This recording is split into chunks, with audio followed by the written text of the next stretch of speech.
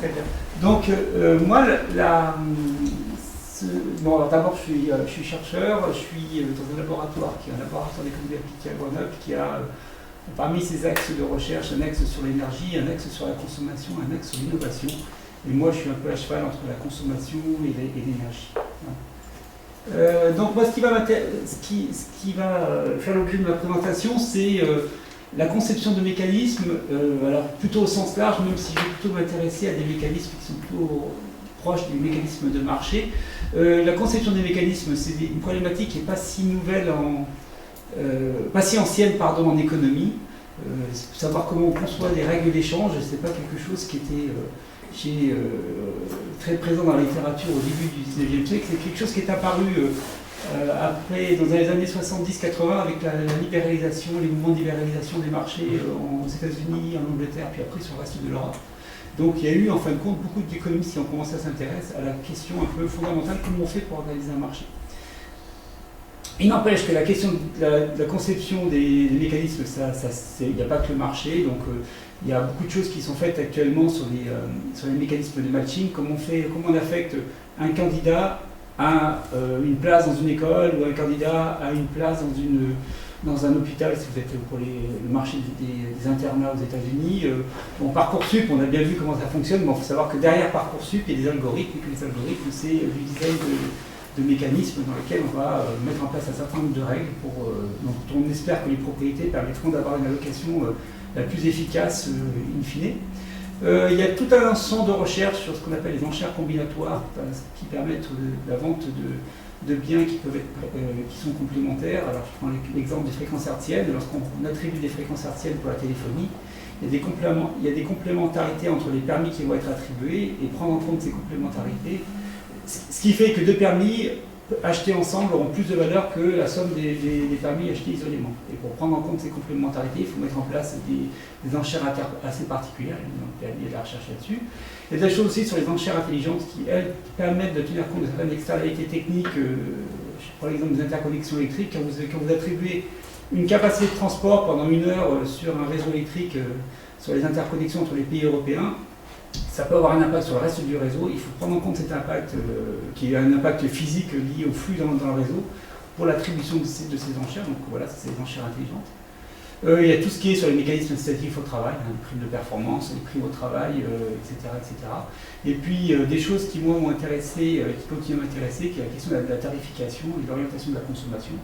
On connaît un peu les pratiques commerciales, il y a des choses aussi qui peuvent être faites, tarification incitative pour la réduction de la consommation de l'eau. On a vu tarification en bloc de ce type de travaux-là, qui sont aussi des réflexions sur des mécanismes qui permettent d'orienter les décisions individuelles vers un objectif qui peut être soit l'objectif de l'entreprise, soit l'objectif de la société.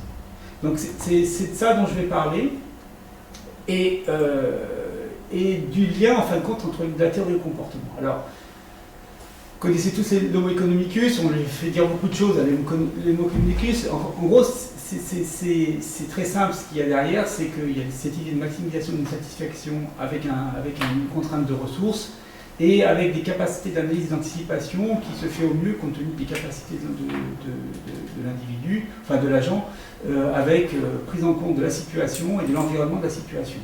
Alors, à la fois sur le présent et à la fois sur le futur, on anticipe, quand on prend sa décision aujourd'hui, l'impact que l'on va avoir sur le futur. Derrière tout ça, il y a beaucoup de choses qui ont été écrites plus ou moins justes sur la rationalité, la logique de cet agent, son pragmatisme, le fait qu'il soit bien informé, qu'il soit émotionnellement détaché, sa capacité de concentration. On peut y rajouter beaucoup de choses. Et le travail en économie comportementale consiste en fin de compte à relâcher un certain nombre de ces hypothèses pour essayer de se rapprocher un petit peu des comportements de l'homo sapiens normal, avec tout ce qu'il a d'intéressant. Il n'est pas aussi travailleur que l'est l'homo economicus, il peut être impulsif, il va réagir à des émotions, il peut être envieux, il peut être généreux, il est inséré dans un tissu social, il fait des erreurs, il applique des routines de décision qui ne sont pas optimales, mais qu'il applique parce que c'est plus rapide de faire comme ça, puis il n'a pas le temps de faire autrement, puis il n'a pas envie de faire l'effort pour le faire autrement. J'imagine toujours, moi, pour bien comprendre la différence entre ces deux cas, l'homo economicus qui ferait ses courses dans un supermarché un samedi matin, hein, qui en fin de compte y resterait 3 mois parce que s'il voulait insérer toute l'information, choisir de façon optimale, il n'arriverait jamais à sortir du supermarché. Voilà.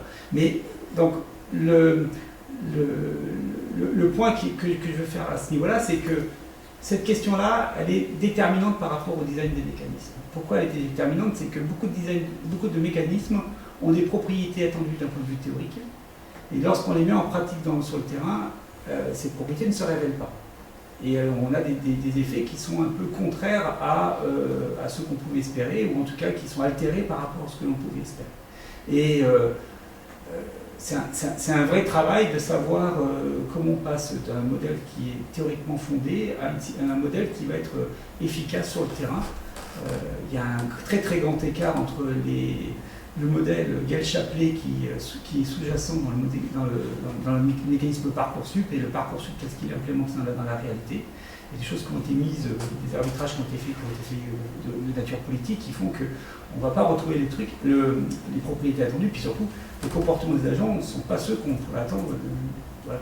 Je prendrais juste un seul cas, quelqu'un qui normalement est sûr d'avoir son école, il devrait décider très rapidement de choisir son école et de ne pas traîner jusqu'au dernier moment pour éventuellement, voilà, parce qu'il n'a pas d'incitation à révéler le fait qu'il veut choisir son école comme ça dès le départ. Quoi. Donc il y a plein de... Voilà. Et le point que je vais faire ici, c'est juste ici, c'est que la prise en compte des comportements réels pose de vrais problèmes dans le design des mécanismes. Alors, je vais illustrer ça avec quelques exemples. Je ne sais pas si vous connaissez l'enchère de Vickers. L'enchère de Vickers, c'est une enchère qui est extrêmement connue. On va retrouver sous des formes diverses dans plein de situations différentes. C'est une enchère qu'on appelle sous-pli au plus offrant au second meilleur prix. C'est une enchère dans laquelle tout le monde soumet un prix d'achat. Et on va prendre pour vendre celui qui a fait l'offre la plus élevée et on va l'attribuer au second meilleur prix. Donc c'est celui qui offre le prix le plus élevé qui achète.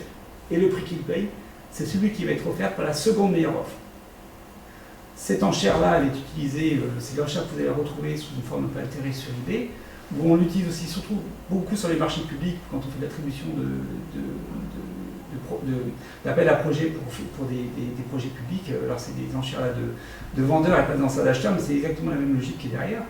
Et cette enchère a une propriété qui est extrêmement intéressante, c'est que d'abord elle a une stratégie qui est dominante.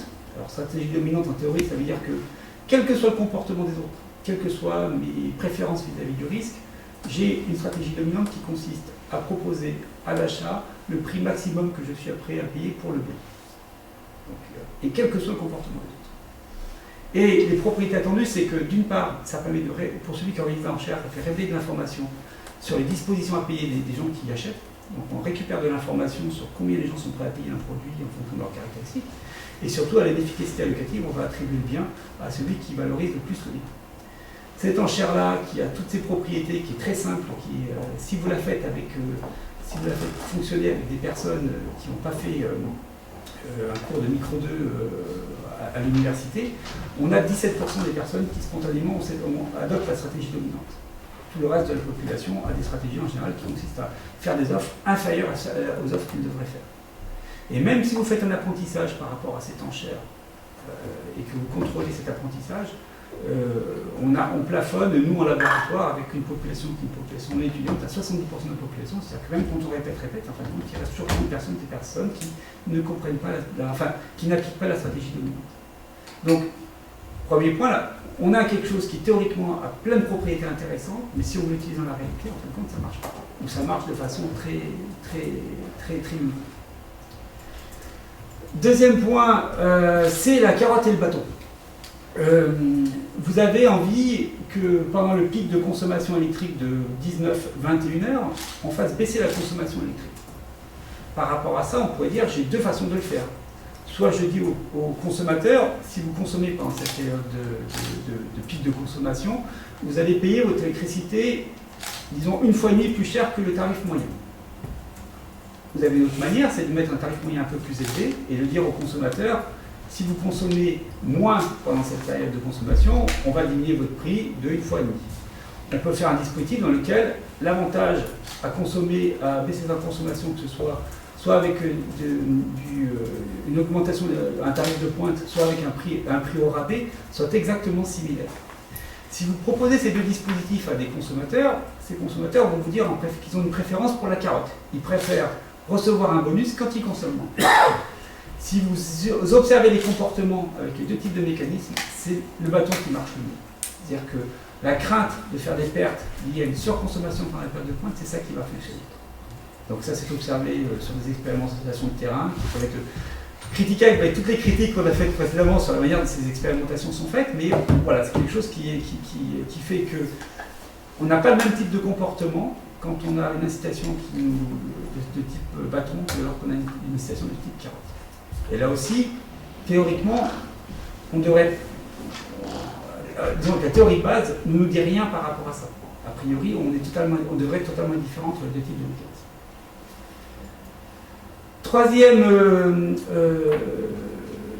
Troisième illustration que je vais faire par rapport à la difficulté des dizaines de mécanismes, c'est les biais de perception. Alors ici, on a on s'intéresse encore aux tarifs électriques, et on a des tarifs, on propose aux consommateurs des tarifs qui sont des tarifs avec une part fixe, donc avec un abonnement, et un tarif sans part fixe, avec uniquement du variable. Donc d'un côté, on a cette part fixe plus un prix à payer par le nombre de kilowattheures consommés, et de l'autre côté, on ne paye que du kilowattheure consommé. Si vous présentez à des consommateurs, alors ça c'est fait en laboratoire avec des vrais consommateurs, on ne regarde pas le comportement, hein, on leur montre juste des tarifs qui sont très proches des tarifs qu'ils ont habituellement, sauf que d'un côté on fait une proposition qui est un tarif avec une part fixe et l'autre sans part fixe. Si les tarifs sont configurés de manière à ce que les consommateurs aient la même espérance de facture à la fin, majoritairement, enfin une grande majorité des consommateurs vont sur le tarif qui est le tarif variable, sans part fixe. Et il faut augmenter fortement le coût de la facture sans part fixe pour que les gens reviennent après sur les tarifs avec part fixe. Donc il y a vraiment une préférence pour un tarif qui serait un tarif 100% variable. Deuxième chose, si on se présente deux tarifs, l'un avec une petite part fixe et l'autre avec une grosse part fixe, là aussi les consommateurs ont une grosse préférence pour les tarifs avec petite part fixe. Donc ça aussi, théoriquement, on n'a pas grand-chose à avancer par rapport à cet élément-là. On peut avoir des explications qui renvoient à d'autres choses, le fait qu'on n'aime pas en fin de compte avoir cette espèce de somme qu'il faut payer chaque mois, qui a été à payer même si on n'a pas consommé un seul kilowattheure, même si on sait qu'on va consommer des kilowattheures, même si on sait qu'en espérance c'est quelque chose qui peut être intéressant, même si on sait qu'éventuellement le système fonctionne parce qu'il a besoin de cette part fixe, tout ça fait qu'on a quand même une inversion à la part. Enfin, dernier point, c'est celui qui a déjà été présenté par Camille. Moi, je vais juste reprendre un point par rapport à ça. Je ne reviens pas sur l'exemple de l'expérimentation et sur le fait, sur la comparaison entre les deux effets. C'est le problème de l'effet d'éviction. On fonctionne. Alors, on a des très bons écrits d'un certain prix Nobel toulousain qui a travaillé sur ces choses-là. Je me tourne par rapport au toulousain qui était à la table. Mais voilà, en gros. Si on veut pas simplifier, mais on peut distinguer deux types de motivations qui nous habitent quand on prend une décision. On peut distinguer les motivations qui sont des motivations intrinsèques. Je fais les choses parce que j'ai envie de servir la société. Je fais des choses parce que je pense que c'est bien pour moi. Je fais des choses parce que je pense que c'est bien pour ma famille. Et puis des motivations qui sont des motivations extrinsèques, qui vont être je fais des choses parce que je vais te payer plus, ou je fais des choses parce que je crains la mort. Toujours pour simplifier. Et ce que met en évidence cette expérimentation-là, c'est comment certaines incitations peuvent chasser d'autres incitations. Et ce qu'on appelle un effet d'éviction, c'est-à-dire que l'introduction de certaines motivations extrinsèques dans certains types de contextes, si elles ne sont pas suffisamment élevées, vont chasser des motivations intrinsèques et ne vont pas compenser ces motivations intrinsèques. Alors, il y a l'exemple de l'écrage de Nesi et Rusticchini, mais il y a aussi d'autres exemples sur faut-il donner une prime, par exemple, aux pompiers volontaires.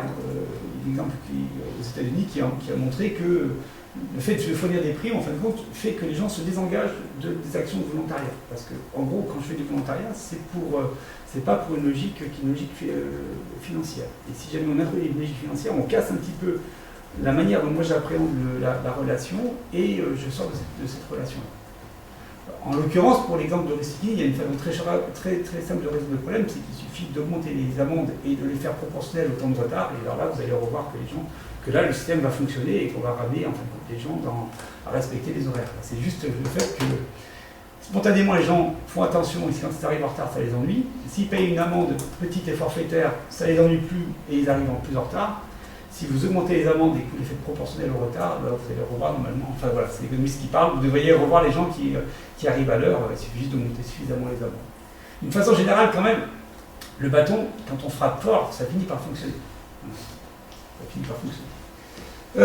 Alors, tout ça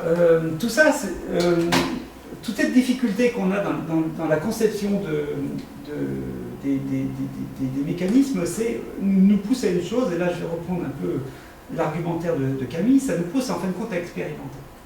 En gros, c'est pas uniquement sur le papier qu'on peut concevoir des mécanismes.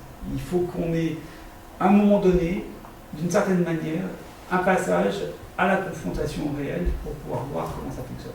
Même si on a de l'expérience qui est en train de s'acquérir sur beaucoup de design, expérience à savoir qu'on peut anticiper d'un certain type de comportement par rapport à certains types de mécanismes que l'on va mettre en œuvre, il n'empêche qu'à un moment donné, on a besoin de le mettre en situation avec la population qui est visée pour voir comment ça fonctionne réellement et de faire des ajustements par rapport à ce qui peut être mis en place.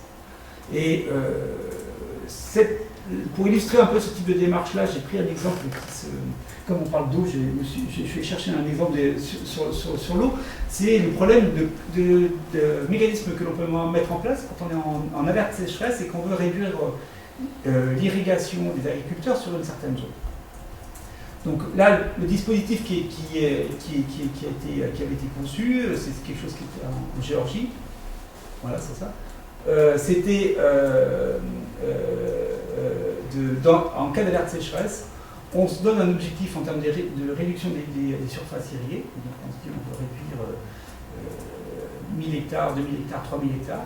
Ou alors on affecte un budget pour des compensations. Et après on organise une enchère. Dans cette enchère, les agriculteurs indiquent combien il va être compensé pour une réduction, pour arrêter l'irrigation sur une surface dont ils ont la charge, sachant que la réduction de l'irrigation, bien entendu, va tuer toute la culture sur la zone. Donc en gros, ils renoncent à cultiver la terre et ils demandent une compensation par rapport à ça. Et le mécanisme d'enchère consiste à sélectionner les offres qui sont faites au prix les plus bas en priorité pour arriver à réduire cette irrigation. L'intérêt du dispositif, il est assez évident, c'est que si les agriculteurs sont rationnels et s'ils indiquent dans leurs offres ce qu'ils pensent perdre en arrêtant leur culture, on va faire sortir de l'irrigation les terrains les moins productifs. Et donc on va avoir comme ça une sélection de l'arrêt d'irrigation sur les zones qui, en fin de compte, qui sont les moins intéressantes en priorité. C'est ça l'esprit qu'il y a par rapport à ça. Alors, le Holt, qui est un de nos éminents spécialistes en économie expérimentale, a suivi cette étude-là, il a conduit une étude là-dessus qui montre un petit peu, qui est assez exemplaire de la manière dont les choses peuvent se mettre en place. Alors, la première chose qu'il a mis en place, c'est de concevoir un mécanisme d'enchère, et en laboratoire, avec des étudiants, sur une situation complètement décontextualisée, c'est-à-dire qu'on ne parle pas d'eau, on fait juste des systèmes dans lesquels il y a les joueurs vont avoir une valeur par rapport à qu'ils attribuent un bien, et par rapport à cette valeur, ils vont participer à un jeu autour d'une enchère. Et bien avec ce mécanisme-là très très simple, très facile à mettre en œuvre, pas très coûteux, il a commencé à explorer tous les détails de l'enchère. Et quand je dis tous les détails, c'est que, j'ai marqué l'enfer dans les détails, quand on conçoit un design, dès lors qu'on quitte le champ idéal de la théorie, c'est vraiment extrêmement complexe. Par exemple, c'est des enchères qui se font en plusieurs étapes. Donc il y a une première étape, les agriculteurs peuvent réviser leur offre, on fait une seconde enchère, et puis comme ça va par incrémentation successive, avec des règles entre chaque incrémentation. Quelles sont les règles qu'on va faire entre chaque phase de l'enchère? Quelle est l'information qu'on va communiquer? Comment on va trancher les ex-aequo? Tous ces points-là qui, a priori, on pourrait dire c'est pas très important, dès lors qu'on commence à faire face à des vrais individus, ça devient complexe et ça a des effets au niveau du l'enchère. Donc là-dessus, on fait une grande série d'études pour arriver à designer au mieux, en fonction de comportements qui ne sont pas des comportements d'agriculteurs, mais de voir un petit peu comment on fixe les règles. Deuxième étape, on va sur le terrain et on fait le même type de pratique avec des enchères qu'on a sélectionnées avec des agriculteurs. Et là, on commence à contextualiser. Ce n'est pas vraiment des terrains. Alors, supposons que nous organisions une enchère dans laquelle vous deviez décider quelles sont les surfaces que vous irriguez, que vous allez retirer de l'irrigation. Et là, on fait une seconde expérimentation qu'on appelle en semi-field, c'est-à-dire avec des destinataires du mécanisme, mais pas encore en passant à la situation réelle. Et troisième étape, eh ben, il y a l'implémentation de la situation réelle avec une étude qui va être faite sur l'impact, sur le fonctionnement de cette enchère. Alors, contrairement aux politiques qui étaient décrites par Camille, nous, dans ces cas-là, on est quand même un peu plus tranquille parce que, quelque part, ce qui nous intéresse, c'est pas de savoir le comportement individuel par rapport à une population de référence, mais on a une cible en termes d'efficacité et on veut voir si on s'approche ou si on ne s'approche pas de la cible que l'on vise. Si je sais exactement quelle est, dans une enchère, si je connais parfaitement la valeur des biens, je sais comment le bien doit être alloué à la fin. S'il n'est pas alloué comme il devrait être alloué à l'optimum, nécessairement c'est que mon enchère ne fonctionne pas bien et je vais pouvoir éventuellement étudier des moyens pour arriver à ramener vers cet optimum que je connais a priori. Dernier point pour revenir un peu sur les questions d'électricité. Alors comme j'ai rajouté ça rapidement parce que Nicolas n'est pas là aujourd'hui, parce que c'est plutôt son domaine d'investigation. Dans l'électricité, comme dans beaucoup d'autres domaines, on fait face à un problème qui est un peu redoutable, c'est que on demande des efforts avec des compensations, avec en face des compensations qu'on pourrait mettre en œuvre qui sont très faibles. En gros, un consommateur électrique, compte tenu des tarifs d'électricité actuellement, s'il a un comportement qui est optimal, qui va faire attention avec ses radiateurs, faire attention par les pics de consommation, avec une installation, avec un tarif fortement incitatif, si sur 1 200 € il arrive à économiser 100 €, ça sera pas mal. Et donc il y a une vraie question qui est de se dire, en fin de compte, qui est motivé pour économiser 100 € sur une année de consommation à faire la chasse auprès de ses enfants pour que les lumières, ça ne consomme plus rien maintenant, donc même pas ça, mais au moins éteindre les ordinateurs, voilà, d'être sans arrêt comme ça en veille, pour qu'au final, voilà. Il y a un truc qu'il ne faut jamais faire, par exemple, c'est de calculer avec vos enfants la consommation d'une ampoule électrique, et le coût que ça a pour le foyer. Si vous faites ça, après, ils vont vous dire que globalement, c'est qu'éventuellement, ils sont prêts à prendre sur leur argent de poche pour payer le 1 € d'économie qu'on va faire si jamais on économise l'électricité. Donc il faut aller sur quelque chose qui est différent. Il faut aller sur un autre registre, et c'est là qu'on tombe sur des mécanismes, des incitations qui sont non tarifaires. Alors je l'ai exposé là très rapidement, les pistes qui sont explorées dans les différents types d'expérimentations qui sont conduites en électricité. Il y a bien sûr les feedbacks. On a vécu toujours dans un monde dans lequel on ne sait pas ce qu'on consomme en électricité. On l'apprend à la fin sur sa facture électrique, éventuellement on ne la lit pas. Éventuellement, comme c'est mensualisé, on va l'apprendre une fois par an, qu'il y a un rattrapage, mais quelque part on est incapable de dire au jour d'aujourd'hui, j'ai changé mon comportement et ça s'est traduit par une baisse de consommation. Même pire que ça, si on passe en plus à la facture monétaire, en général, comme les prix bougent, vous allez faire des efforts et vous allez voir que votre facture augmente et vous ne savez pas pourquoi. Donc la question du feedback, du type de feedback qui va être mis en place, et avec quelle fréquence, sous quelle forme, quel type même de design de feedback, c'est vraiment des questions qui sont très importantes, qui peuvent éventuellement aider à faire changer les comportements. Même chose pour le feedback monétaire, il y a la comparaison sociale. Alors il y a beaucoup d'expérimentations qui sont lancées là-dessus, ça permet d'avoir des effets. Moi sur l'étude que j'ai suivie, ça fait des effets de 1 ou 2% de baisse de consommation, le fait qu'on vous dise chaque mois que votre consommation est supérieure à la consommation moyenne du ménage de référence. Alors là-dedans, il y a beaucoup de problèmes parce qu'on ne sait pas ce que c'est qu'un ménage de référence, on ne sait pas comparer d'un foyer à un autre, mais l'idée qu'on ait une consommation qui est supérieure à la moyenne va pousser à faire des efforts en termes de consommation. Et par ailleurs, voilà, il y a tout ce qui est relatif à l'intérêt pro-social et à l'altruisme ou à l'intérêt pour l'environnement. Par exemple, faire du reporting sur l'impact de sa consommation en termes de CO2, avoir des comparatifs par rapport à des productions d'usage de ressources. Ce type d'information-là peut aussi éventuellement avoir une influence sur les comportements de consommation. Et pourquoi on voit là-dessus? Bon, alors effectivement, c'est peut-être moins difficile à mettre en œuvre qu'un tarif. En tout cas, politiquement, c'est sûr que c'est moins difficile à mettre en place sur un tarif. Sur la consommation électrique, ça on le sait, c'est comme pour la cigarette, si on augmente les prix, on fait baisser la consommation, on le sait, mais voilà, il y a un moment donné, on ne peut pas le faire. Et par rapport à ça, on cherche à mettre en place des mécanismes qui sont autres pour arriver à soit flexibiliser la consommation, soit faire de la réduction de consommation énergétique.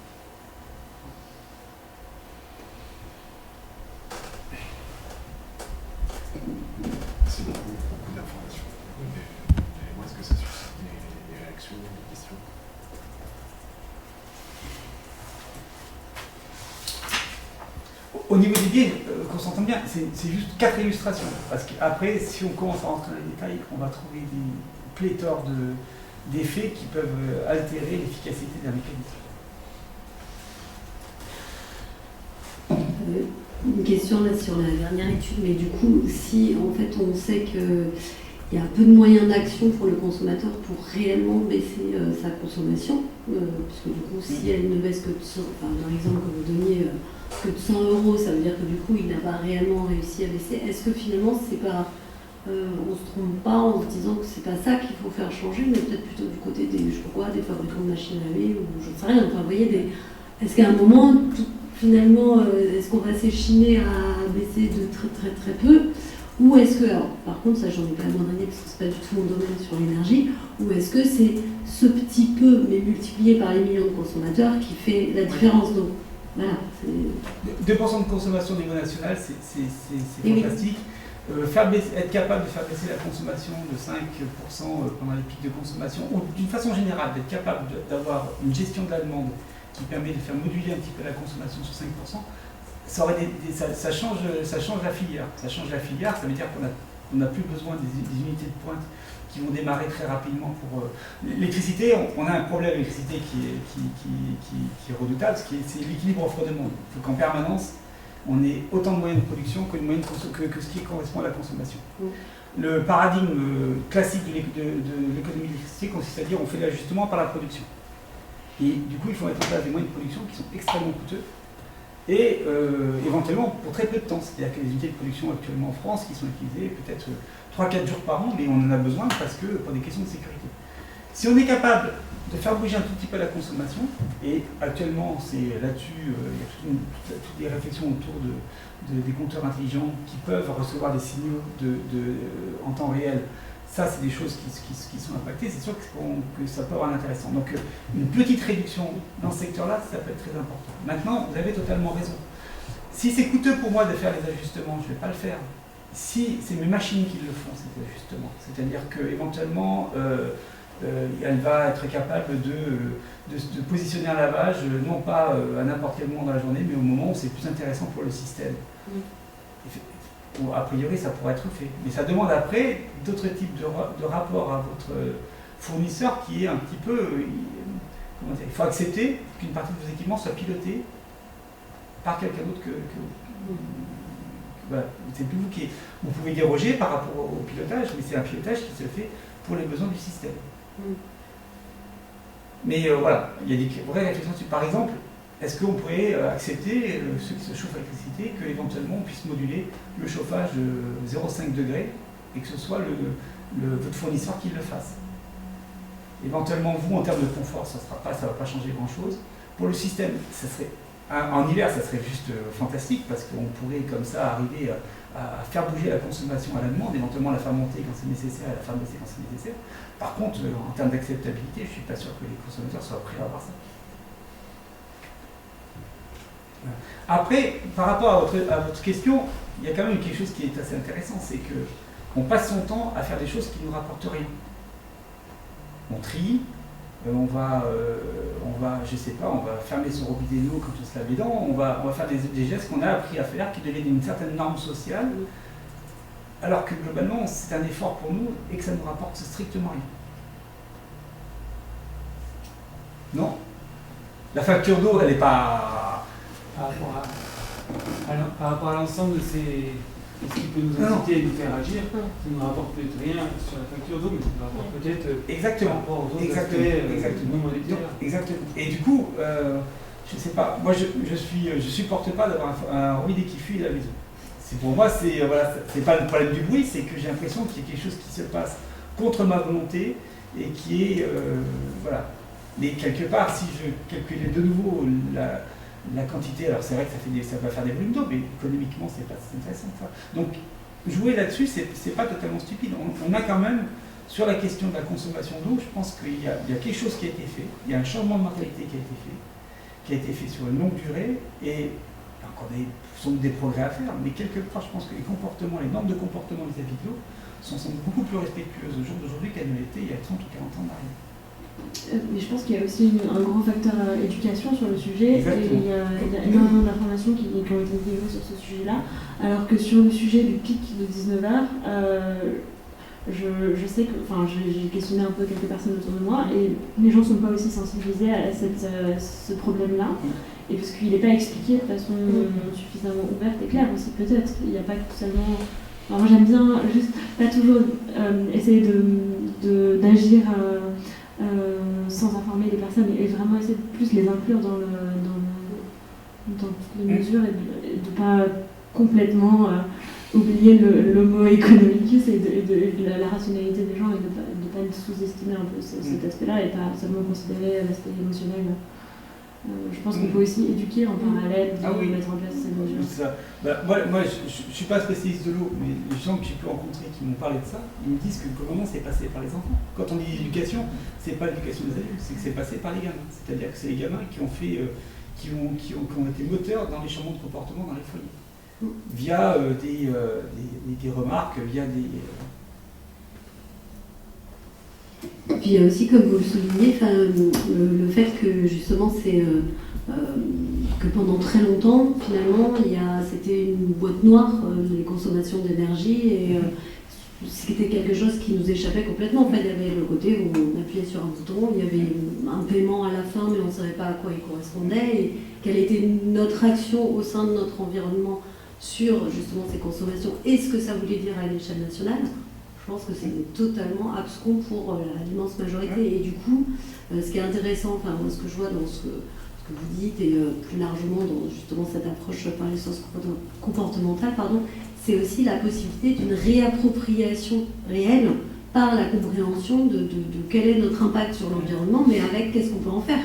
Après, ça reste des choix individuels, de savoir si on a envie ou si on le sait, on s'en fiche, voilà, mais cette capacité à se réapproprier, en tout cas c'est vraiment quelque chose où je vois sur la partie sur laquelle je travaille, c'est super intéressant comme levier d'action, de redonner une forme de pouvoir en faisant confiance que tout le monde ne fera pas n'importe quoi, mais simplement on aura éduqué pour avoir une meilleure compréhension de quels sont les résultats, les causes et les effets, quoi, plutôt que de se dire les gens sont trop bêtes, donc finalement on va utiliser des nudges, on va utiliser des choses détournées pour que ça agisse au sens, pour que ça atteigne les objectifs que l'entreprise ou que le type public se sont fixés, mais sans nécessairement qu'il y ait compréhension et appropriation par l'individu, et que c'est dommage.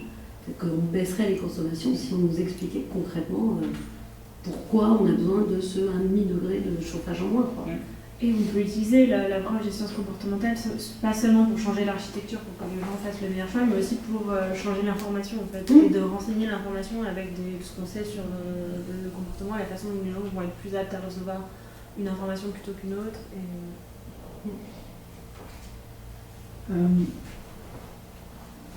J'ai beaucoup apprécié cette façon de décortiquer les incitations non tarifaires. J'ai aussi beaucoup apprécié au début vu les questions de mechanism design. Et je me pose maintenant la question sur le feedback design. Que je vois dans les quartiers là qu'elle ne me semble pas être exclusive, on peut cumuler. Par exemple, si on prend l'exemple de Opal, vous avez donc le feedback sur la consommation, mais en cas d'une comparaison sociale de votre consommation par rapport à vos voisins, dans certaines conditions, c'est il y a les smileys ou les frownies, donc en quelque sorte c'est ce que Chardine appelle une injonction normative, mais c'est aussi le feedback, est-ce que vous faites c'est bien ou pas bien pour l'environnement. Et dans cette condition-là, vous cumulez ces informations que vous aurez un impact. A été montré en amont par Cialdini. Donc, est-ce que, en quelque sorte, par exemple, si je prends le feedback monétaire, si, par exemple, nous nous intéressons avec ton collègue Laurent Moulin actuellement d'implémenter des incitations dans le domaine de l'alimentation, là, si vous mettez un tax bonus malus sur les produits, que la viande devient plus chère et les légumes moins chers, en quelque sorte, c'est un feedback monétaire, mais c'est aussi un signal, un peu comme un écolabo. Quels sont les produits qui sont bien pour l'environnement. Donc là aussi, on peut cumuler. Est-ce que dans le domaine de l'énergie, il y a une réflexion sur ce qu'on pourrait appeler le feedback design, manifestement, ça a eu lieu sur le mécanisme design, mais est-ce qu'il y a des gens qui... Est-ce que tu réfléchissais à ça ou, moi, je pense à ça. Mais sincèrement, c'est complexe. Je ne sais pas comment aborder la question. Bien souvent, quand les politiques sont mises en œuvre, nécessairement, vous avez plusieurs effets qui sont mesurés en même temps. Tu as raison là-dessus. C'est-à-dire que on va... je sais pas, on va changer à la fois la facture et faire un feedback un peu différent et on ne sait pas quel est l'effet qui va véritablement jouer et de savoir comment les choses peuvent être soit complémentaires, soit éventuellement rivaux dans les effets sur les individus, ça c'est des choses qui sont vraiment compliquées à traiter. Et le point aussi, moi, qui me pose toujours un peu problème quand j'entends parler des nudges, parce que par exemple, comparaison sociale, on va dire, c'est une nudge. Ça fait juste sur le fait qu'on n'aime pas d'être différent de la moyenne. Mais quelque part, c'est aussi une information. Et, Est-ce que c'est l'effet d'information? C'est-à-dire que je ne savais pas que je consommais, que mon mode de consommation n'était pas, entre guillemets, normal. Et j'apprends ça et je vais peut-être changer. Alors est-ce que c'est parce que je suis distant de la norme ou c'est juste parce que j'ai une information que je surconsomme par rapport aux autres? C'est pas incompatible, il me semble. Non. En fait, parce que l'idée du nudge, ça va être de donner la bonne information au bon moment pour changer. C'est un mécanisme de changement. Donc en fait, si ce changement passe par une information qu'on vous donne au bon moment, c'est du nudge, mais la comparaison sociale, c'est la base, entre guillemets, théorique sur lequel on va s'appuyer, le facteur, le levier d'action, on va appeler ça comme vous voulez. Donc en fait, c'est les deux. Enfin, pour moi, le nudge, c'est pas une théorie. Le nudge, c'est une façon de présenter les choses. On n'est pas dans la théorie avec le nudge du tout. Donc du coup, c'est pas incompatible. Non, mais c'est voilà, peut-être c'est une question peut-être d'universitaire, mais c'est juste que quelque part, moi j'aimerais pouvoir séparer les effets. Voilà. Après, le fait qu'il y ait un effet, on peut dire à la fin, on est content, l'effet est fait, et puis c'est très bien comme ça, mais quelque part, j'aimerais bien savoir. Mais c'est ce que disait Camille tout à l'heure, si on pouvait tout séparer pour bien tout contrôler, voir les effets, c'est le rêve de tout chercheur. D'être sûr que c'est exactement ce qui nous intéresse, qu'on arrive à mesurer. Si on y arrive, on est content. Alors, si on s'y approche, du coup, plutôt. Ça c'est vrai, mais tu me corriges si je dis des bêtises par rapport à ça. Il y a quand même, on est en train en sciences sociales, en tout cas en économie, il y a quelque chose qui est en train d'apparaître qui remet un peu en cause ces questions-là.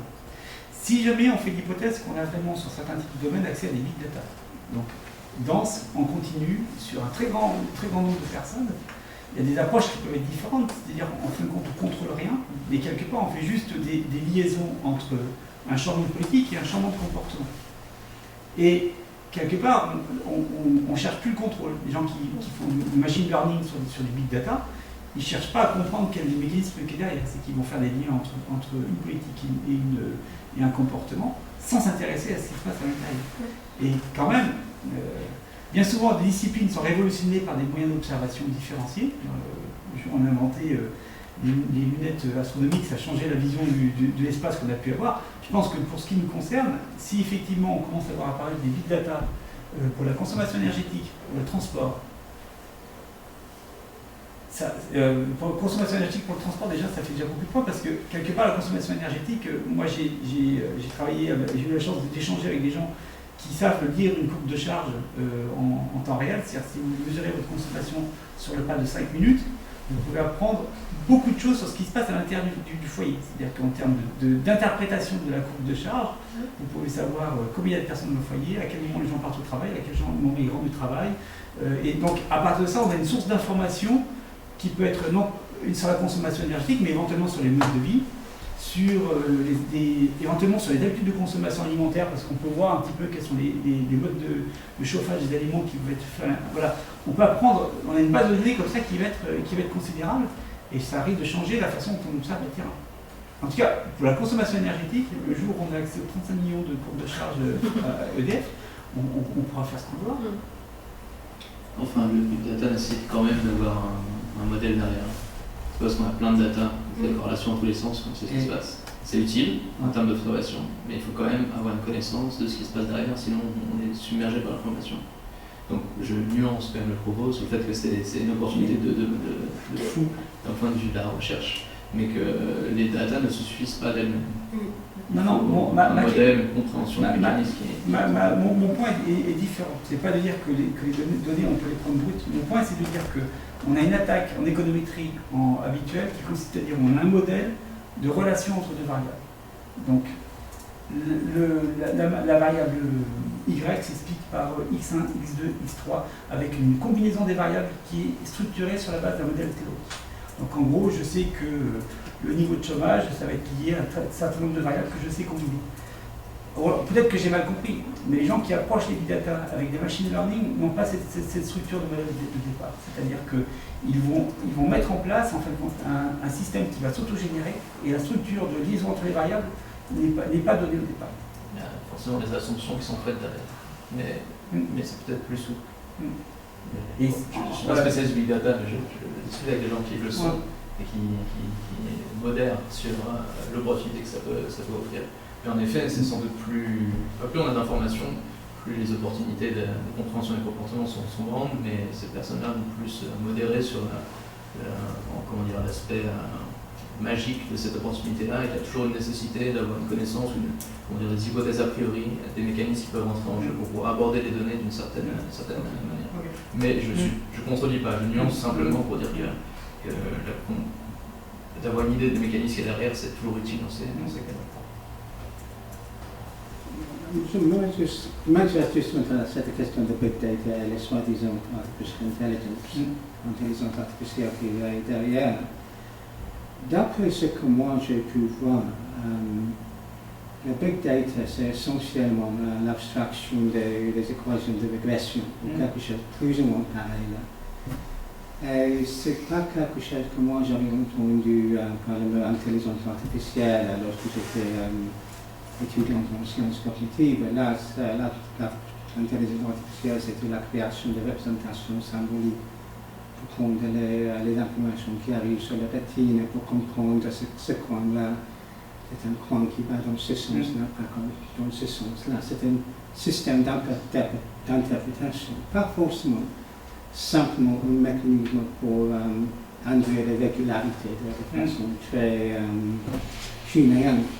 Je crois que David Hume a fait ça écossais à ce moment-là. Donc, peut-être quelqu'un peut m'éclairer, mais j'ai l'impression que le big data, c'est pas forcément. Si c'est que l'abstraction des régularités statistiques, c'est pas forcément l'intelligence en termes d'interprétation, l'application des théories dans l'interprétation des indices.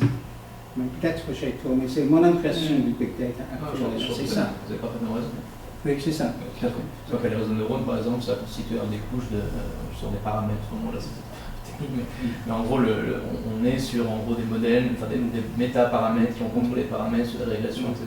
Il ne s'agit pas de représentation, d'interprétation. C'est là où, du coup, la composante humaine, notre compréhension de l'humain et des mécanismes qui sont en place est nécessaire pour justement faire sens, nous, des données ou des régularités statistiques que l'on peut observer. Même si les régularités statistiques à ce niveau-là peuvent nous guider vers une hypothèse plutôt qu'une autre, et je contredisais absolument pas ça.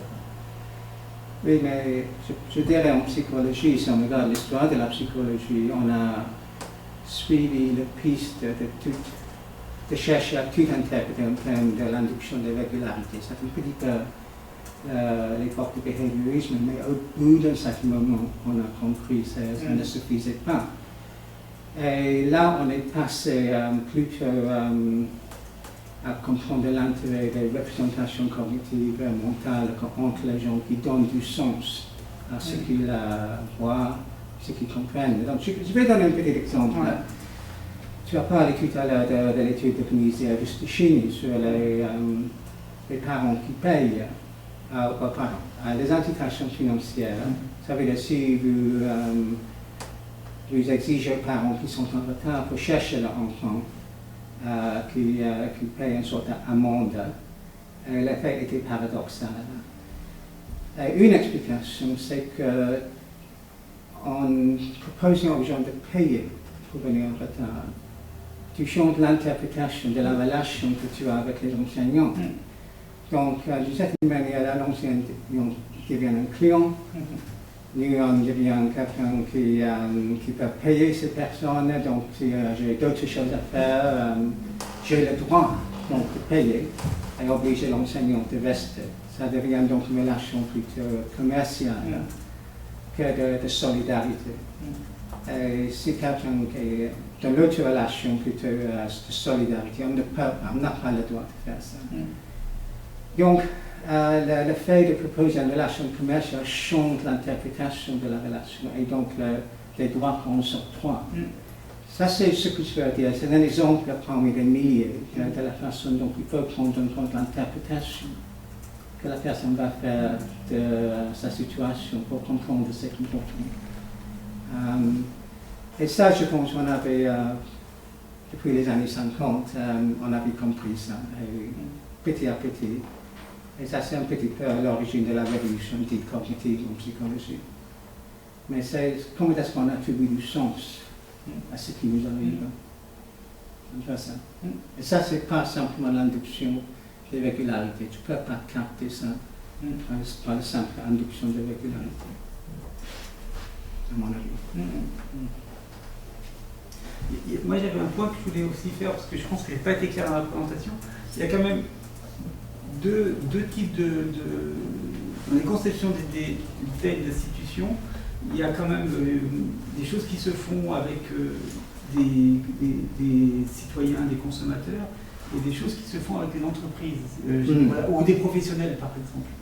L'exemple que je présentais avec l'enchère de Vicré, si vous présentez ça à des gens qui sont à l'habitude d'utiliser cette enchère-là dans le bâtiment et travaux publics, eux ils savent vraiment, ils vont avoir des stratégies qui vont être très proches de la stratégie dominante. Si on l'implémente auprès de personnes qui n'ont pas l'habitude de pratiquer ce genre de domaine, ou qui n'ont pas des incitations très fortes à être très sérieux de la manière dont ils vont rationaliser leurs offres, c'est là qu'on va avoir des biais de comportement. Et quelque part, ce que je veux dire par là, c'est que voilà, la conception d'un design de mécanisme s'adresse à une population très particulière et il faut intégrer les caractéristiques de la population. Donc, en quelque sorte, le modèle économique, c'est pas mal pour modéliser les entreprises. Hein. Ouais. Alors, il y a certaines qui font des erreurs aussi, on sait ça. Voilà. Comme Carlos Ghosn, par exemple. Mais oui, c'est clair. Mais en général, c'est une bonne approximation. Exactement. En ce moment-là, mais c'est moins bonne pour les autres domaines plus précises. Je suis d'accord. Ouais. Sur les enchères complexes, c'est des experts qui vont travailler avec ça, et donc il y a des équipes éventuellement ils s'associent avec des chercheurs pour arriver à soumettre des offres, donc c'est quelque chose qui n'est pas... Par contre, sur eBay, ce n'est pas des experts. Enfin, certains ne sont pas des experts. Certains ne sont pas des experts, c'est des gens qui sont... Oui, sur un des exemples, on parlait justement des agriculteurs, le cas sécheresse. Je me posais justement la question d'une bonne représentativité. C'est pas une entreprise, mais il y a quand même un corpus professionnel avec des relations, des façons de faire, qui font que je me demandais si ce cas d'enchère avait vraiment été observé, mis en place. Non, la dernière étape, ça y est, c'est en place depuis 2010. Maintenant, c'est un dispositif qui est en place pour les encadreurs. Alors, et en particulier, le point qui est intéressant, Holt avait présenté ce papier-là un jour où j'étais en séminaire, et il disait un truc qui était assez intéressant ici. Ces enchères-là se font dans une salle avec un collectif d'agriculteurs, et les agriculteurs discutent les uns avec les autres. Et donc il a dit, dès le départ, il fallait concevoir un mécanisme qui prenne en compte le fait qu'il va y avoir de l'échange. Ils ne vont pas se révéler l'information, ils vont pas s'entendre parce qu'ils sont un très grand nombre, ça serait compliqué, mais quelque part, quand ils révisent leurs offres, ils vont discuter les uns avec les autres sur toi tu avais mis combien, ah oui parce que ton terrain est dit comme ça, et il y avait cet échange-là qui était fait. Et, il n'y a pas de cadrage de prix au départ. Alors là il faut que je rentre dans les détails. Je crois qu'il y avait eu, dans le premier enchère qui a été mise en place, il y avait un truc assez bizarre qui s'était passé, c'était que contrairement aux préconisations des chercheurs, qui avaient dit il faut indiquer un budget au départ et dire qu'on se tiendra au budget, à un moment donné, dans la séquence d'enchères, l'institution publique a révisé la somme qui allait être allouée à la compensation. Et là, elle a un petit peu augmenté parce qu'il craignait qu'il n'y aurait pas assez de surface. qui seraient évacuées, qui échapperaient à l'irrigation. Et ça, c'est un truc qui éventuellement peut modifier les comportements, mais de mémoire, il y a un budget qui est alloué et on organise l'enchère comme ça en 7 étapes pour sortir les terrains de l'irrigation. Il y a peut-être un autre exemple du fait que le statut, si vous voulez, sociologique des gens jouent dans l'interprétation des informations, il n'a rien à voir avec l'environnement, mais c'est suite pendant le crash de 2007-2008. Il y a des chercheurs qui ont analysé le comportement des analyses financières du marché immobilier. Ils sont censés comprendre qu'est-ce que c'est le marché immobilier. Et l'autre groupe, c'était des avocats avec des revenus à peu près pareils. Et le comportement d'achat et de vente de leur propre maison avant et après la chute de 2007-2008. Il semble bien que les avocats, quelque part, avaient anticipé la crise. Ils ont vendu leur maison, les résidences secondaires, etc. C'est très clair.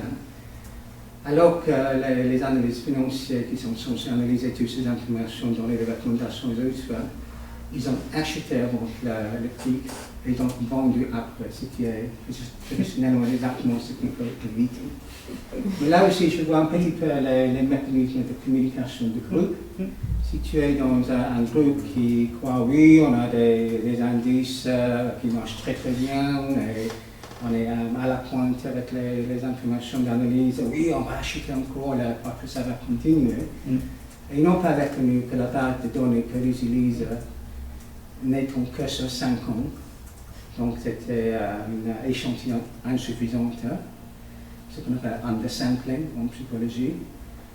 Du coup, avec cette surconfiance collective, ce qu'on appelle groupthink, finalement, ils sont arrivés là, où c'était eux qui avaient acheté des maisons, et donc ils ont pris un sacré coup par la suite. Mais ça surtout l'idée qu'il y a des communautés qui analysent des informations d'une certaine manière, les agriculteurs, et là, ce sont des analyses financières aux États-Unis. Pour l'exemple des agriculteurs, c'est juste qu'en théorie des enchères, laisser les gens qui enchérissent communiquer entre eux, c'est quelque chose qu'on n'aime pas bien. Quand on fait les enchères artiennes, quand organisées par l'ARCEP il n'y a pas très longtemps, les équipes étaient isolées dans le bâtiment pour qu'elles ne puissent pas communiquer les unes avec les autres et qu'elles ne puissent pas communiquer avec l'extérieur. Donc les gens qui proposaient des enchères étaient vraiment isolés et on n'aime pas que les gens se communiquent. Mais dans ce dispositif-là, c'était même pas concevable qu'on isole les 100 agriculteurs qui sont dans une salle commune pour participer à l'enchère. Donc il faut partir de cette logique-là et puis voir un petit peu comment ça fonctionne avec cette logique. Donc ça c'est l'exercice, mais ce qu'on veut dire, c'est qu'en fait, ça n'empêche pas le corporatisme, le fait que ces gens-là communiquent par ailleurs en dehors de l'exercice et donc vont avoir un comportement adapté. Je crois que c'est le même type d'enchère qui a été utilisé pour la vente des droits télé du foot. Ils ont isolé les chaînes de télé qui font les susceptibles acheteurs de droits et c'est cette même mécanique qui a été utilisée.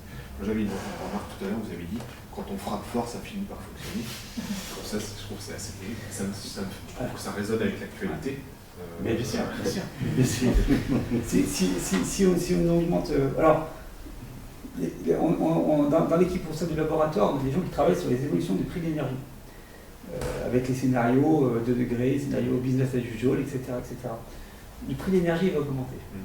D'accord ? Le prix de l'électricité va augmenter. Donc, c'est une remarque par rapport à tout à l'heure. Actuellement, ça ne vaut pas le coup de faire des efforts, mais je pense que c'est pas plus mal de commencer à s'y habituer parce qu'à un moment donné, ça va rapporter de faire des efforts parce que les prix de l'énergie vont augmenter.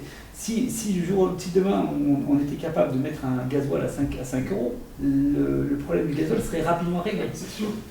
Ça serait la révolution dans le pays, mais le problème du gasoil serait rapidement réglé. Le problème, bien entendu, c'est qu'on ne peut pas, on a toujours des arbitrages à faire par rapport aux mesures que l'on met en place et l'acceptabilité des mesures que l'on cherche à mettre en place.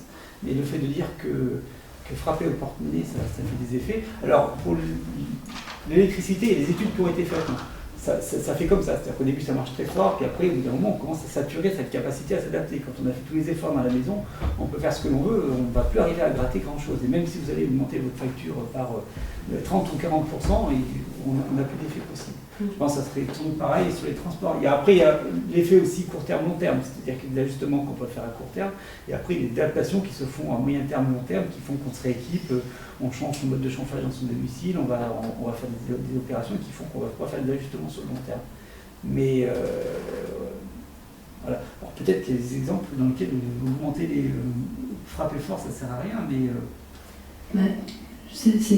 malheureusement, pour aller dans votre sens, nous on avait regardé, c'était par rapport à toutes les études qui avaient été faites sur la sécurité routière. Et en fait, je veux dire, ça avait été montré vraiment de manière très très claire que ce qui avait fait baisser le nombre de morts, c'était les dimensions, les amendes, et en plus, je veux dire, le bâton amende et en plus le bâton juridique. C'est-à-dire, voilà, vous êtes juridiquement responsable, etc., etc. Et que c'était à chaque fois, on mettait vraiment les baisses en lien avec. Et dès que ça a commencé à plafonner, en fait, on remettait un coup de bâton et c'est comme ça qu'on est passé de 15 000 morts dans les années 70 à en gros aux alentours de 3 000. Après, on n'arrive plus trop à diminuer à ce niveau-là. Mais on sait aussi qu'il y a des changements de comportement qui sont initiés pour des logiques qui sont non économiques. Oui. Là, juridique, par exemple, c'est non économique. Mais pour moi, voilà, économique et juridique, c'est pareil. Aller en prison ou payer une amende pour un économiste, c'est quelque part, c'est à peu près pareil. Mais on sait qu'il y a des... Voilà, on prenait l'exemple de l'eau, de la consommation d'eau précédemment. La logique, elle n'est pas économique, elle est ailleurs. Et je pense que pour les questions de l'énergie, vous avez commencé à évoquer la question, on change de monde actuellement. C'est-à-dire qu'on passe d'un monde dans lequel, effectivement, la consommation énergétique était complètement, en tout cas électrique et gaz, elle était complètement méconnue, on ne s'en occupait pas. On était sensible à la consommation des carburants, parce qu'on va à la pompe et qu'on sait que si on est allé 2 fois à la pompe dans la même semaine, ou si on est allé 3 fois, ça on va le savoir. Mais toute cette consommation énergétique qu'on paye de façon un peu forfaitaire comme ça chaque mois sans s'en rendre compte, on n'a aucun retour sur sa consommation. Et par rapport à ça, je pense qu'il y a un changement qui est en train de s'opérer. Pas totalement. Hein. Moi, j'ai la chance d'avoir expérimenté pas mal d'outils de reporting en termes de consommation. C'est vrai que si c'est pas trop complexe et si c'est pas coûteux d'aller consulter, le fait d'avoir un signal qui vous indique clairement votre niveau de consommation et comment le fait d'avoir changé un petit peu son chauffage, ça a un impact direct en termes de sa consommation énergétique. Je ne regardais même pas le prix de la facture, mais juste d'avoir des indicateurs qui disent je consomme beaucoup, je ne consomme pas beaucoup, ça fait changer les comportements. Pour cette question, les sécurité routière, à chaque fois qu'il y a une intervention, il y a aussi toute une campagne de sensibilisation, d'explication.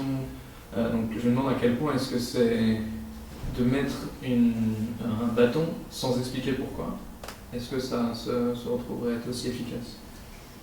Parce qu'à chaque fois qu'il y a une mesure, on l'a vu récemment, il y a des spots publicitaires, des affiches, etc., de telle manière à ce qu'il y ait une pédagogie qui soit attachée, pour qu'on explique pourquoi est-ce que ce bâton-là il est bon pour le bien commun, pour les enfants, la sécurité, etc. Donc je me demandais si, par exemple, dans l'étude que vous citiez, ils arrivaient à dissocier ça, ou du coup c'était forcément attaché.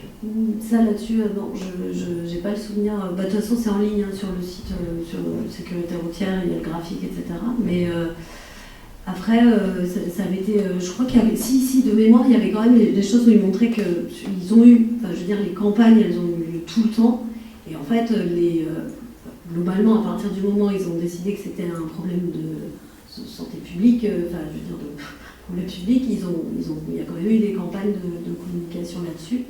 Et en fait, en tout cas, ce qu'ils montraient, c'est que c'était pas la peur de mourir qui faisait que les gens allaient ralentir, par exemple, sur la question de la vitesse. Parce que du coup, il y a d'autres mécanismes qui rentrent dedans, c'est que quand c'est un risque qui est quotidien, je veux dire, vous ne dites pas, si vous me disiez qu'à chaque fois que vous preniez votre voiture pour aller chez Leclerc ou au bureau ou chercher vos enfants, vous étiez en danger de mort, on ne pourrait plus vivre. Enfin, du coup, ce qui fait qu'il y a aussi ce mécanisme-là qui fait que par rapport à un risque quotidien, on l'intègre complètement différemment que le risque d'une centrale nucléaire ou de quelque chose comme ça, d'une rupture de barrage, voilà. Et du coup, en fait, l'approche n'est pas la perception, en tout cas, du risque n'est pas du tout la même. Oui, je pense que c'est très intéressant ce qui arrive avec les gilets jaunes actuellement. Et un cas de contraste intéressant pour moi, c'est avec le bonus malus sur les voitures il y a 10 ans, qui a très bien marché. Et là, on avait une présentation d'une fiscalité en quelque sorte, en disant que c'est un bonus-malus, et tu vas subventionner les petites voitures, et tu vas prendre de l'argent des grandes voitures à grand cylindrée. Là, vous êtes aligné avec une valeur importante pour les Français, c'est l'équité, la solidarité, la fraternité, je pense que c'est une utilité au XVIIIe siècle. De plus, il y a quelques petites valeurs nationalistes parce qu'en taxant les berlines, en subventionnant les Twinge, etc., donc ça cause aussi à une certaine politique nationale. Et les gens peuvent se représenter ça avec l'idée de bonus-malus, on prend des riches, on donne aux pauvres. Alors que si on regarde la fiscalité cette année, on a réduit les impôts sur les riches avec la suppression de l'impôt sur la fortune, on augmente les taxes sur les voitures qui touchent particulièrement les gens aux périphériques, à l'extérieur des villes, qui sont en général moins riches que les gens qui habitent au centre-ville. Donc c'est un peu l'inverse qui se passe. Et d'une certaine manière, ce n'est pas une grande surprise qu'il y a cette campagne. Parce que je pense que ces gens-là, peut-être qu'ils sont attachés à l'environnement, les gilets jaunes, mais ils ne voient pas de contrepartie encore. Et ils voient qu'on supprime les taxes des très riches. Et donc il y a un conflit de valeurs quelque part. Peut-être qu'ils acceptent que la fiscalité écologique est justifiée. Mais en même temps, ils ont peut-être l'impression d'être en quelque sorte floués, parce que c'est eux qui doivent supporter en grande partie cette fiscalité plutôt que les autres personnes. Donc je pense que le design des mesures fiscales, avec le bonus-malus en 2008, c'était impeccable. Et ça a très, très, très bien marché. Là aujourd'hui, même si l'impact en quelque sorte économique, peut-être c'est le même ou quelque chose comme ça, mais l'impact psychologique dans la perception des gens, je pense que c'est tout autre. Et ça, pour moi, explique en grande partie cette grande aujourd'hui. Denis, tu as totalement raison de pointer ce point-là. Il y a quand même un truc dans la conception des mécanismes qu'on n'apprend pas à l'école, mais globalement on sait dans une communauté qui travaille sur ces questions-là, c'est que, en tout cas sur les questions énergétiques, environnementales, sur les relatifs de l'eau, il ne faut pas qu'il y ait un impact sur la répartition des revenus. C'est-à-dire qu'il ne faut pas qu'il y ait qu'on puisse, en tout cas c'est une préconisation qui est faite au départ, c'est-à-dire que la mise en place de cette nouvelle tarification ne doit pas avoir un impact sur les revenus les plus précaires. Voilà. Enfin, elle peut avoir un impact, mais il faut que cet impact-là ne soit pas disproportionné par rapport à l'ensemble de la population. Ou éventuellement, il faut qu'ils échappent à cet effet-là. Et donc, il est logique quand même de ne pas altérer des logiques redistributives par les pratiques qui peuvent être mises en œuvre via les tarifs. Donc, c'est quelque chose qui, a priori, voilà, quand on défait un design, on se dit il faut faire attention à ça. Il faut faire attention à ça, et donc il faut que ça reste équitable. Ça, c'est le premier point. Et deuxième point, quand même, qui est ça, pour le coup, qui est un vrai problème et qui est la question de la réalité et de la perception de la réalité. Et que ça, c'est un point qui est vraiment redoutable. C'est-à-dire qu'on peut éventuellement faire des choses qui, sur le papier, sont rationnelles, logiques, éventuellement justifiées, et qui devraient être comprises, mais qui ne sont pas comprises parce qu'elles sont mal perçues, soit parce que l'environnement m'empêche de faire la perception claire de ce qui a été fait, soit parce qu'il y a des biais de perception qu'on n'a pas anticipés ou qu'on n'a pas voulu anticiper. Et l'équité et la perception de l'équité, c'est comme c'est la violence, c'est la perception de la violence aussi qui peut être au sein d'une société. Le fait que dans le même temps, on puisse avoir des statistiques qui nous disent que le pouvoir d'achat et les indicateurs du pouvoir d'achat et puis la perception du pouvoir d'achat. Là aussi, il y a une inégalité en termes d'accès, parce que tout le monde n'a pas le même accès à une alternative que la voiture, telle que les transports en commun. Donc là, il y a aussi une forme d'inégalité. Au-delà du système de taxe, il y a aussi l'impossibilité ou la difficulté de se reporter sur un autre mode de transport. Donc là, c'est une autre forme d'inégalité, qui est l'inégalité. Et d'une perception d'avoir quelque chose qui n'est pas juste. Et de dire, en gros, ces gens-là n'ont pas conscience des enjeux environnementaux, je trouve que c'est un petit peu court. C'est un peu court. Il y a un contexte général qui fait que cette perception-là est un peu difficile à accepter. En tout cas, considérer que c'est pas équitable.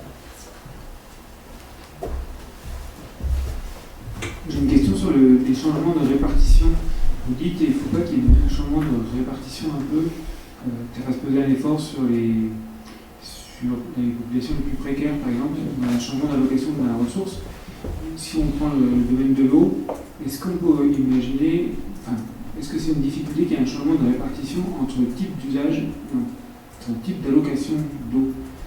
Est-ce que si on avait par exemple 70% de nos ressources en eau qui est utilisée pour différents usages et 30% pour les milieux aquatiques, qui sont réservés aux milieux aquatiques, si on fait varier ce seuil, est-ce que ça veut dire que les mécanismes incitatifs doivent le prendre en compte, ou est-ce que en fait, ça peut constituer des barrières à ne pas trop faire bouger?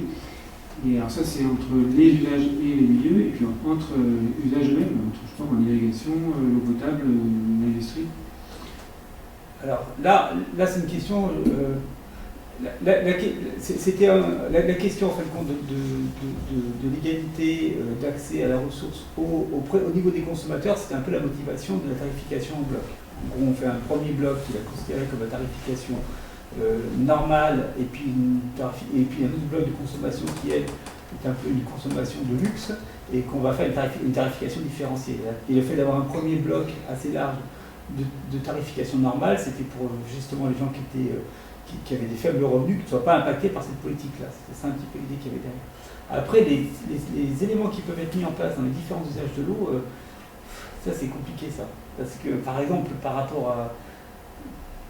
Là, je me fais plutôt référence à des choses de vécu personnel, mais d'aller expliquer à quelqu'un qu'il ne faut pas qu'il remplisse sa piscine quand il voit qu'un agriculteur va irriguer 5 fois sa parcelle de maïs dans la même semaine, c'est compliqué à expliquer ça. C'est compliqué à expliquer.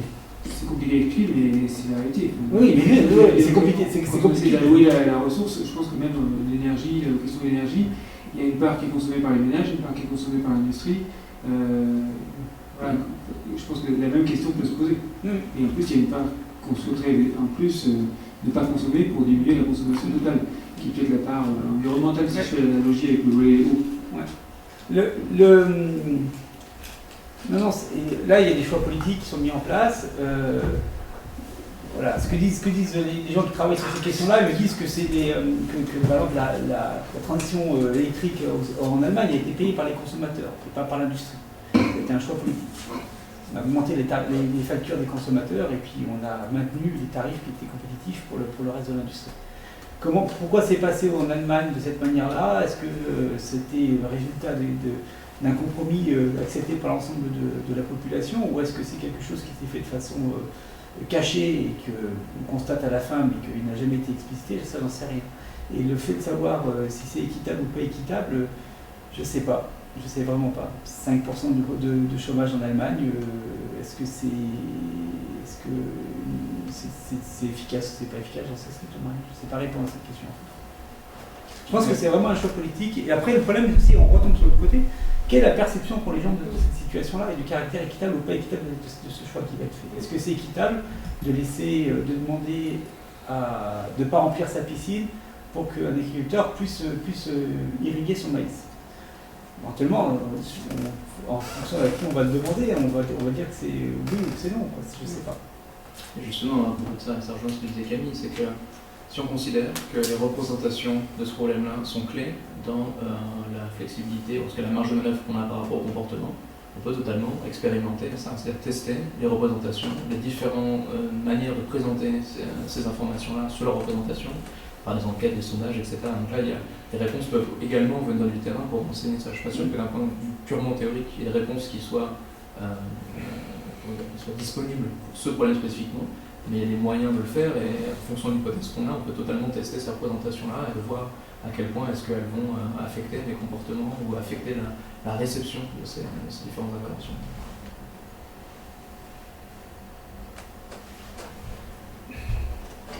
Petit ajustement technique et puis on pourra laisser la parole à Mathieu. Oui, c'est bon. Donc je réponds Mais ouais. Il y a des remarques dans la suite, dans ce qu'on vient de dire, c'est que dans la mesure où finalement ça repose aussi largement sur les perceptions et que ces perceptions évoluent, exactement du fait par exemple de l'éducation à un certain nombre de choses. Il y a des comportements, et des perceptions, ou des sensibilités à des aspects non économiques qui évoluent avec le temps. Ça veut dire que les outils qu'on peut utiliser en termes d'incitation, en termes doivent aussi suivre, doivent être adaptés dans le temps. Que quelque chose qui fonctionnait bien à une époque peut ne plus fonctionner 10 ans après, puisque c'est exactement ce que montrait Camille, je crois. À la fin, sur le test, c'est le fait d'actualiser en permanence cette politique. L'impact est idéalement mesuré en pilote avant, après toutes les difficultés dont on a parlé, mais aussi il y a la nécessité de considérer, de garder un contrôle, une visibilité sur les comportements qu'on va appliquer au fil du temps pour justement s'assurer des changements, essayer de voir si c'est changements. Alors encore une fois, c'est facile à dire, c'est plus difficile à mettre en place, mais je pense que vous sentez bien là la nécessité de garder un suivi. Et il y a une difficulté aussi supérieure aussi, c'est que l'intervention va affecter les représentations et que du coup il y a des effets des effets rebonds qui peuvent rentrer en compte. C'est vrai qu'il va être pris en compte aussi dans la représentation. Il y a un autre point par rapport à l'information et à l'aspect plus économique, mais une information contextualisée va être perçue de manière différente en fonction du contexte.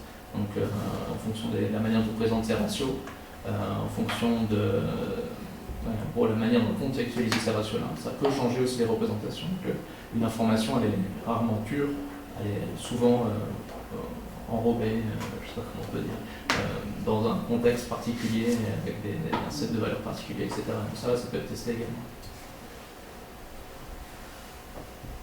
Oui, moi il y a un point qui m'interroge un petit peu, mais je suis vraiment incapable de répondre là-dessus, je ne suis pas du tout spécialiste. Pour revenir sur ces questions de perception, c'est la volatilité des perceptions. Et de savoir si on n'a pas des changements par rapport à ça. Alors peut-être que je n'ai pas le recul nécessaire, ce ne sont pas des questions sur lesquelles je suis totalement à l'aise, mais l'idée selon laquelle on pourrait gagner en connaissance ou qu'on pourrait fixer des points qui feraient consensus de façon durable, je ne sais pas si on est capable de faire ça sur n'importe quoi. Il y a une question de mémoire qui est évidente, c'est-à-dire déjà de pouvoir avoir à chaque instant accès à cette représentation lors de la prise de décision, c'est un problème. C'est là où le feedback par exemple peut totalement fonctionner, c'est-à-dire que le feedback peut être sur l'information en tant que telle, mais aussi pour rappeler un cadre de lecture ou un modèle mental qui sera attaché à cette décision-là. Après, à savoir est-ce que ces représentations sont constantes dans le temps, puisqu'elles ne sont pas rappelées constamment dans le temps. Est-ce qu'elles sont constantes? Ça, c'est une question d'apprentissage, et là, toute la question de la pédagogie, de pouvoir attacher justement des... Et puis, c'est le produit d'un jeu social qui, dans la nature, éventuellement change actuellement. C'est-à-dire que la construction des perceptions, ça se fait plus dans un environnement qui est un environnement assez resserré, ça se fait sur un environnement qui est d'une nature différente, avec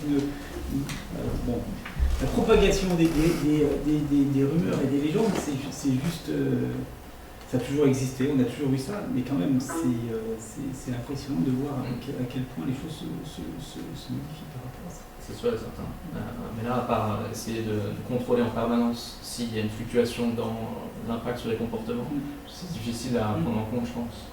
Mais de l'avoir à l'esprit, cet effet-là, permet aussi de mettre en place des choses qui peuvent permettre de garder un certain contrôle. Alors, je pense que c'est plutôt dangereux de faire l'inverse, de considérer que ces représentations sont stables, qu'elles ne sont pas du tout le produit, pas du tout être affectées par la manière dont un certain traitement médiatique, par rapport à tout un tas de rumeurs, que ce soit au niveau d'un groupe ou d'un pays.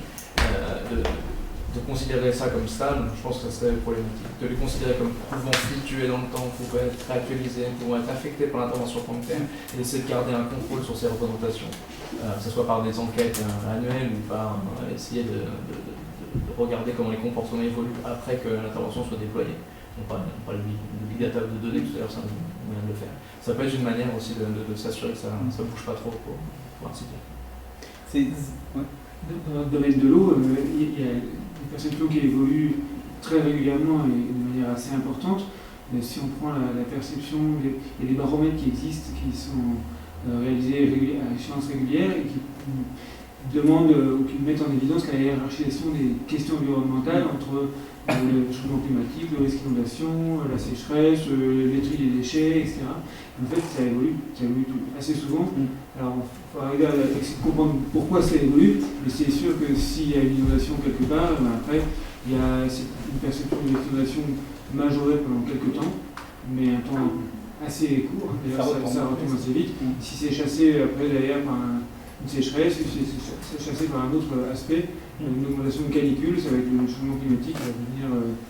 Et alors, du coup, la perception, elle est aussi décorrélée du niveau de connaissance qu'on a du problème. C'est-à-dire qu'on peut apporter de l'information, mais à un moment, la hiérarchisation des problèmes peut être liée à d'autres choses.